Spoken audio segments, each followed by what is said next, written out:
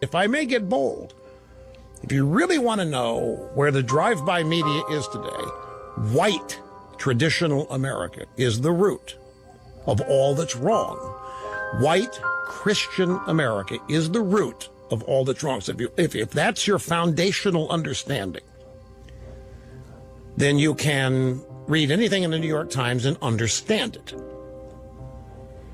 Take this Trump piece, the hit piece on Trump that they ran on Sunday by these two reporters. It was classic.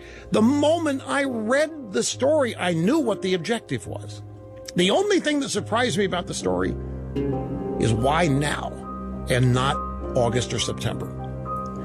The next thing I said is this?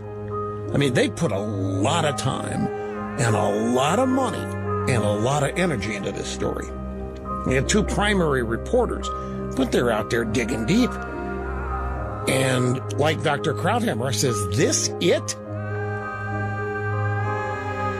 Because I knew there wasn't one word of that was going to bother a single Trump supporter. And in fact, much of it was going to buttress support for Trump. Because the story portrayed Trump once again as a real guy, as a standard, ordinary, average American guy.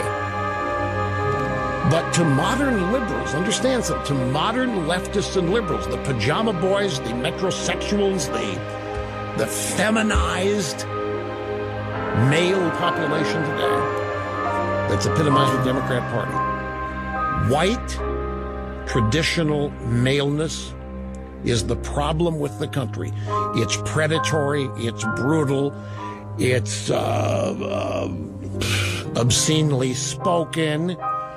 Traditional white American males are truck drivers, construction workers, and they wolf whistle at women, and they're dirty, and they're filthy, and they cuss, and they don't care about anything but themselves, but they are patriotic, which makes them also a problem, because they're America first no matter what, and that's a problem. Because in the view of the New York Times, America is the problem. America is not the solution. And traditional white male Christendom, if you really look, I mean, that's the root of all problems today that Obama and the Democrats are trying to transform out of. Every victim in this country happens to be victimized by white Christians, predominantly men. That is where you find, if you trace back to the founding, that is where you will find the tentacles of all of the evil. The discrimination, the unfairness, the lack of civil rights, all of the stuff that the left finds abhorrent. That's where it is. And Trump fits that definition to a T. He is boorish, he's loud, he's outspoken, and all of that means he's inconsiderate, he uses people, he's powerful, he steps on people and sweeps others that don't please him out of his way. He's not accommodating. I mean, that's the caricature. So they write a story. Well, they actually conceive the story and then proceed to write it. They don't research it, report it, and then write it. They get their concept, they get their narrative, and then they go out and try to find the evidence.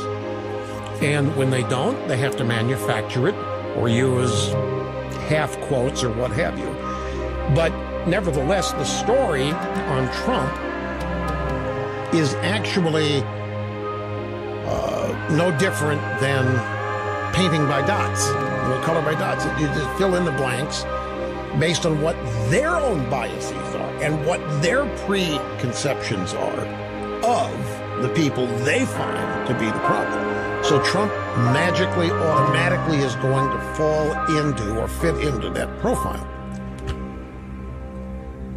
In fact, that's one of the reasons why he's successful, you see, because traditional white male Christians are livid that the people they have subjugated, subordinated, and victimized are rising up and taking their world away from them.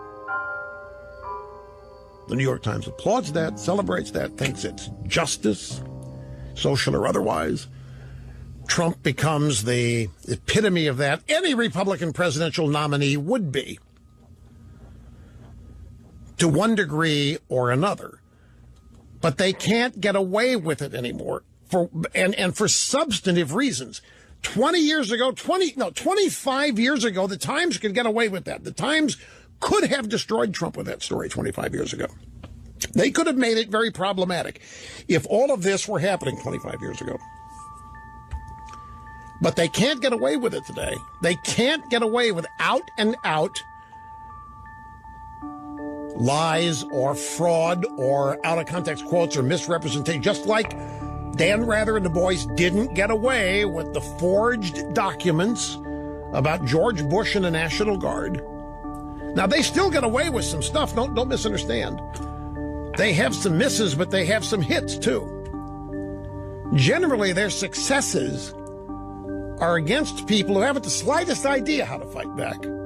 They haven't the slightest idea how to rebut. Or don't have the desire to. And just let it happen and trust that the readers will understand the truth. They will trust that the readers will read the story and remember things they read about the subject 4 years ago that don't quite fit with this. And you can't rely on the readers to figure something out because the attention span happens to be 2 minutes after they've read the story. And then they're on to something else. That's why you have to hit back pretty quickly and immediately if that is your policy of doing so. And it is Trump's. Trump told Megyn Kelly last night, she had a special on TV last night or something. Trump told her last night that if he perceives himself to be wounded, he is going to react immediately to unwound himself.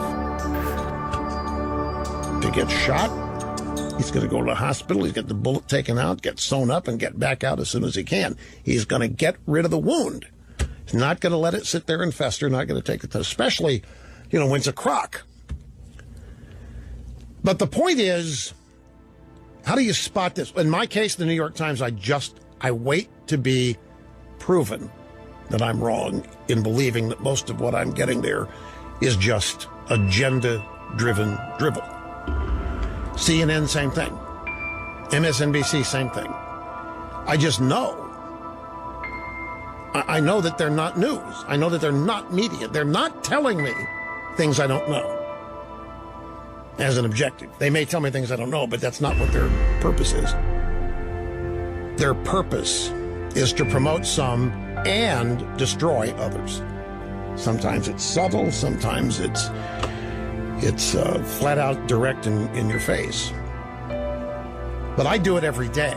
For people that don't, it becomes even more problematic. And there's something also, this happens to everybody, including me, if it's published anywhere, if it's written down and published in a mass media way, which could be the most obscure website in the world. Somebody can send you some of the most ridiculous stuff. I'll give you, do not believe any mass emailings you get that have been circulating the internet. 1 out of 25 of them may be true. 24 out of 25 are going to be bogus, made up, abject lies. But they're seductive because it's written. It looks like people have researched it. But the written word, there's something, the published written word, there's something that automatically grants it truth and credibility. As opposed to, say, the spoken word, radio or TV, doesn't matter. Or just casual conversation. Somebody can tell you something that they know for absolute fact is true. You tell them, you know absolute fact is true. You tell them, and they'll still demand what's your source. And it'll have to be a source they can go read. This is something that journalism professors and journalists have known for years, which is why they're so upset what's happening in the newspaper business. that used to be a gold mine for opinion manipulation. The written word.